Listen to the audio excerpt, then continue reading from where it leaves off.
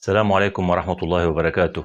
مباشرة وبدون مقدمات، لما يظهر عندك أعراض احتقان بالأنف والحلق، سعال، بلغم بالصدر والحلق، تعب ووهن عام وأحيانا ارتفاع حرارة، بدون زيارة الطبيب وبدون تكاليف ومصاريف وبدون أدوية، سأعطيك وصفة للقريب والسعال والبلغم تخليك تتحسن وتتشافى وتتعافى خلال وقت قصير بإذن الله. الجائحة منتشرة في هذه الأيام بشكل كبير، والفيروسات متعددة: فيروس كورونا المتحور الجديد، وفيروس المخلوي التنفسي، وفيروسات عديدة أخرى. وجود بلغم بالحلق والصدر مزعج ومتعب جدا، وممكن تشعر بعدم القدرة على التنفس. البلغم عندك رح يحرض نوبات سعال، وبشكل خاص ليلا، بسبب وضعية الاستلقاء وتراكم البلغم بصدرك وبحلقك. ممكن السعال والبلغم يسبب لك غثيان وإقياء، وممكن تسعل حتى تتقيأ. كمية البلغم ولزوجة البلغم بتزداد بسبب ارتفاع الحرارة وفقدان السوائل.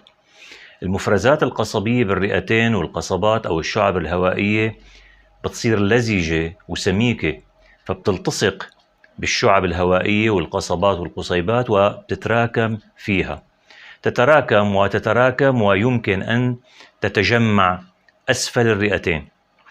كثير من الأشخاص بيعتقدوا أنه الحل هو إيقاف السعال وشراء دواء يوقف السعال. السعال هبة ربانية لحمايتنا من الاختناق والموت. السعال ببساطة هو لفظ وطرد البلغم من الشعب الهوائية والرئتين، لكن لزوجة البلغم والتصاقه بيجعل المريض يسعل بشكل حاد ومستمر لإخراج البلغم من الصدر.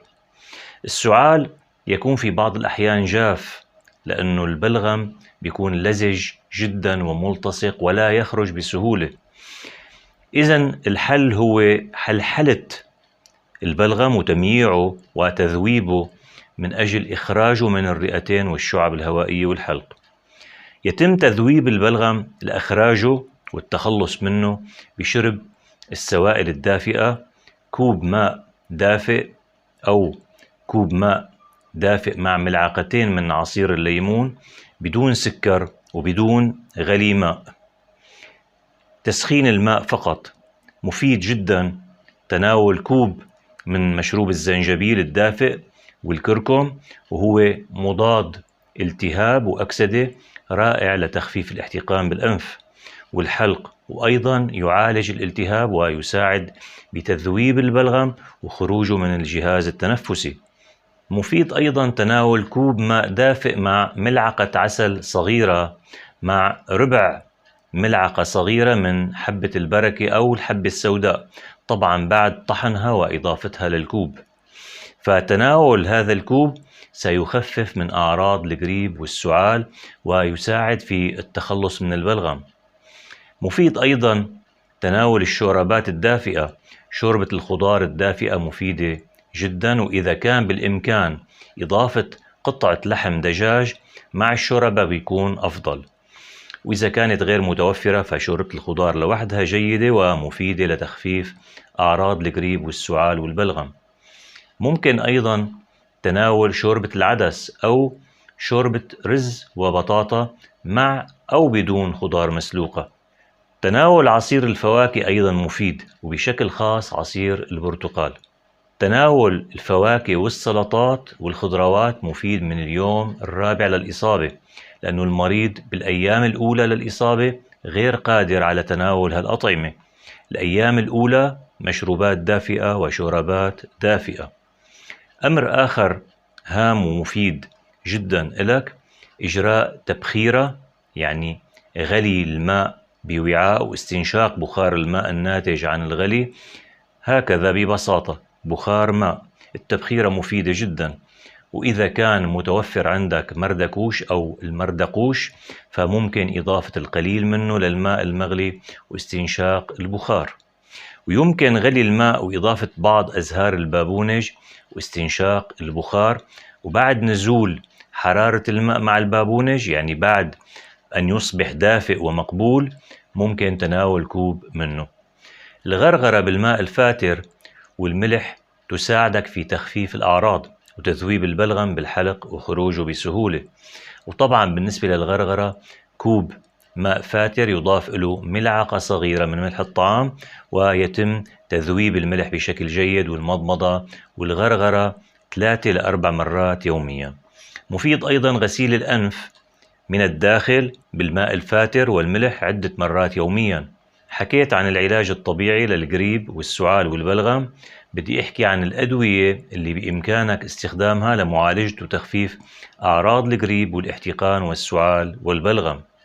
أولا، لا تلجأ لمضادات السعال ولا تشتري مضادات السعال التي توقف السعال.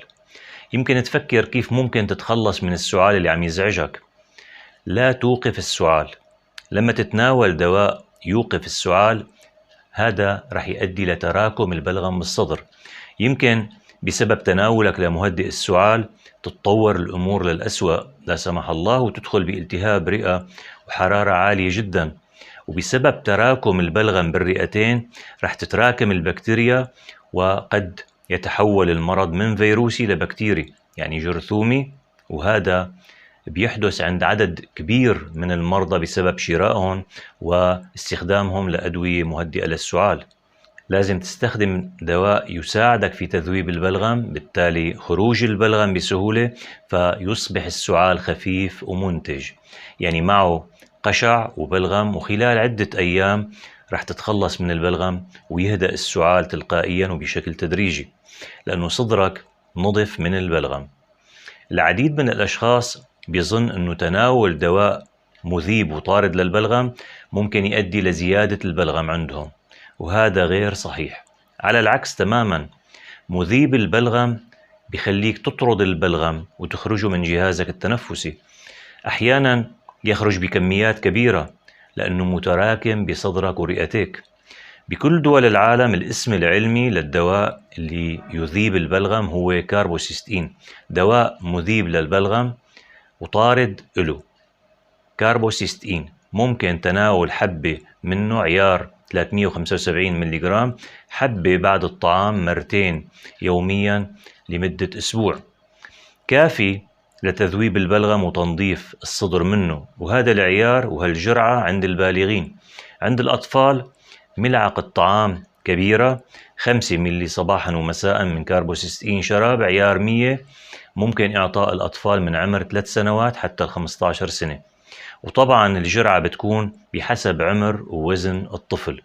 الجرعة اللي حكيت عنها عند الأطفال يعني 5 ملي معلقة كبيرة صبح ومساء، ممكن إعطائها لطفل وزنه بحدود 18 ل 20 كيلوغرام. بالإضافة لدواء الكاربوسيستين، مفيد استخدام قطرة أنفية ماء وملح أو بخاخ أنفي ماء وملح طبيعي. يمكن استخدام القطرة للأطفال 3 نقط بكل فتحة أنف 4 ل 5 مرات يوميا لمدة 10 أيام. البخاخ للكبار بخة بكل فتحة أنف 4 ل 5 مرات يوميا لمدة 10 أيام. المضاد الحيوي، لا تتناول المضاد الحيوي إلا في حال ارتفاع حرارة شديد 39-40 درجة مئوية، ومع الحرارة العالية وجود قيح أو صديد أبيض.